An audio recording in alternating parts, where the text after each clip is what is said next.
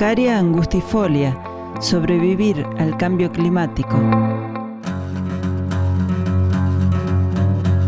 Nuestra Araucaria angustifolia es una especie catalogada en peligro crítico de extinción. Numerosos especialistas trabajan desde diversos ámbitos para determinar las causas de esta situación y tratar de revertirlas. Una de las líneas de investigación de la Estación Experimental INTA Monte Carlo aborda el problema desde la perspectiva de la biología en un proyecto que ya lleva 4 años de trabajo.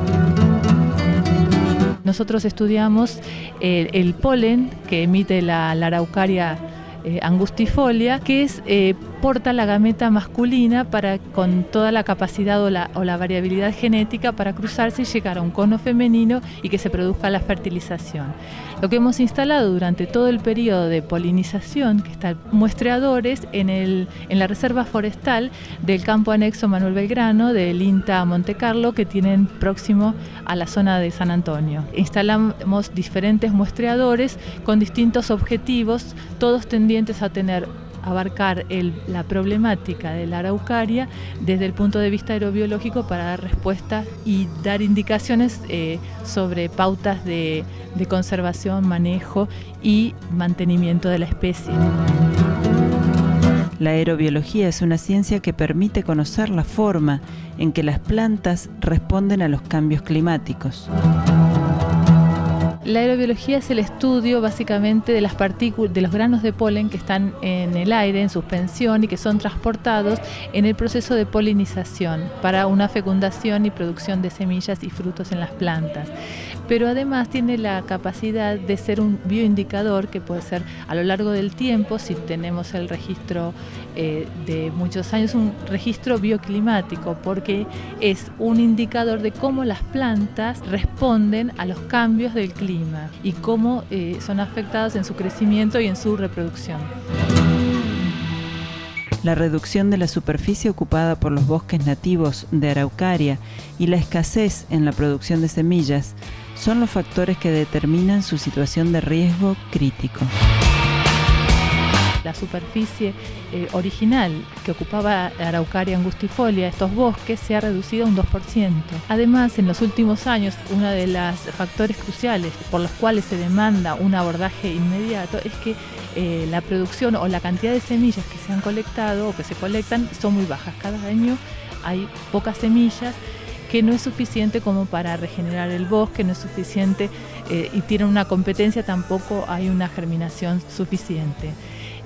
Dada esta problemática, para saber cuáles son las causas que pueden estar afectando esta disminución del número de semillas, es que tratamos de abordar desde la perspectiva aerobiológica los factores que determinan previos, como es los factores que influyen sobre la polinización luego de 18-20 meses, que es el periodo para hasta completar la formación de las semillas. Recién se tiene la producción de semillas en los conos femeninos. Los estudios están permitiendo establecer relaciones entre las altas temperaturas y la cantidad de semillas que produce la especie. Básicamente lo que hemos observado que hay indicios de que las temperaturas previas a la formación de polen, el polen se recoge desde septiembre a diciembre. Hemos visto temperaturas altas en agosto previo en los años donde hay una menor producción de polen. Además, hemos visto una relación directa entre la cantidad de polen que se produce, que nosotros registramos, y la producción de semillas. En los años que se han registrado mayor cantidad de polen, 18 meses después, un año y medio posterior, se recogen mayor cantidad de semillas que en los años en que se producen menos cantidad de polen. O sea, hay una relación directa entre polen y semillas, y a su vez hay una relación negativa o inversa entre temperaturas previas y emisión de polen. Los resultados de la investigación científica permiten planificar acciones y definir estrategias a aplicar en el manejo de la especie para intentar prolongar su existencia.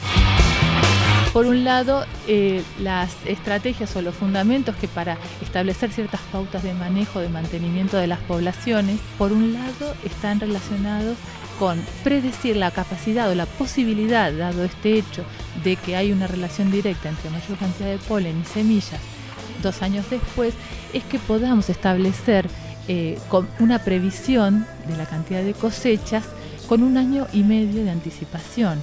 Eso favorece las prácticas de manejo silvícola, como por ejemplo la limpieza del sotobosque, la recolección de semillas, en los años que se predice que va a haber una alta producción de semillas. Por otro lado, si las temperaturas están afectando, y esto es una tendencia a lo largo del tiempo, de que hay un calentamiento global y las temperaturas están aumentando, como vimos que 0,5 grado es lo que en promedio ha habido de diferencia entre un año y otro, es que se pueden pensar estrategias de conservación ex situ, trasladando poblaciones, estableciendo poblaciones un poco más al sur, donde las temperaturas quizás van a ser no tan desfavorables, las temperaturas durante la formación de los granos de polen.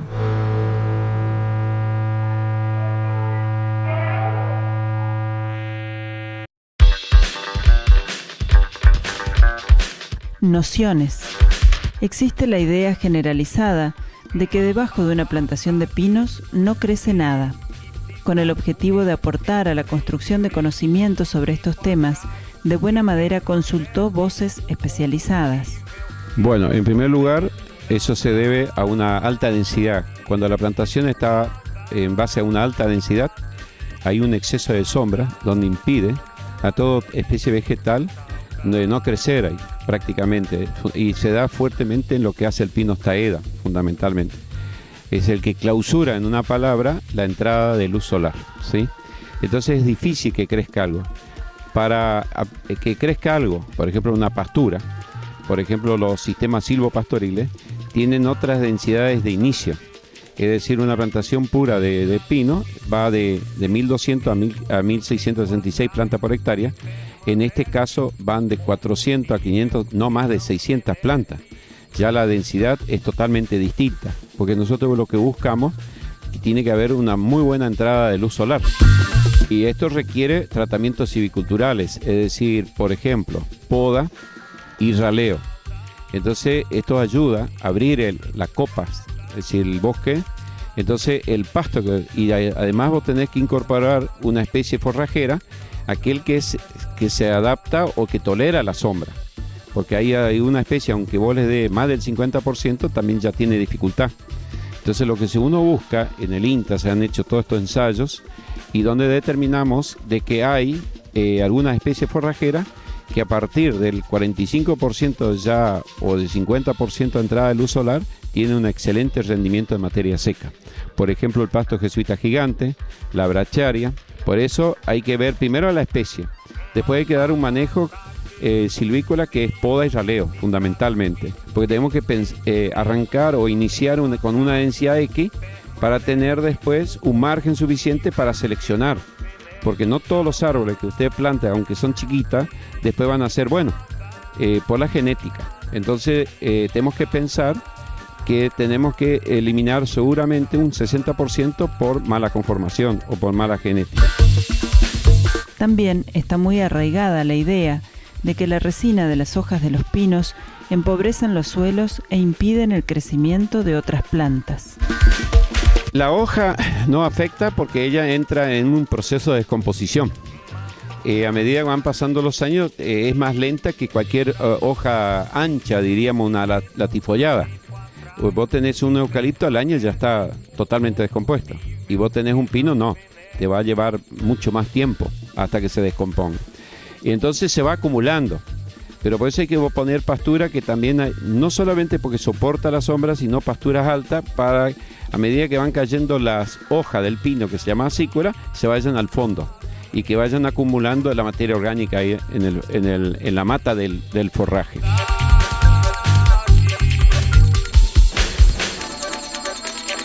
Distribuidora Sí, nueva sucursal en Posadas, todo para el aserradero, adhesivos HB Fuller, preservantes Tricide 40 y Tricide EM, venta, afilación y reparación de sierras cinta y circulares, envíos al interior sin cargo. Distribuidora Sí, seguimos creciendo. Misiones Máquinas, concesionario de máquinas viales y forestales. Cargadoras, excavadoras, compactadores, retroexcavadoras, grúas de gran porte, motoniveladoras, topadoras. En Garoapé, Misiones Máquinas, siempre a tu alcance. Promovemos el uso sustentable de los recursos naturales, innovación, investigación y tecnología al servicio del medio ambiente. Alto Paraná, sembremos futuro.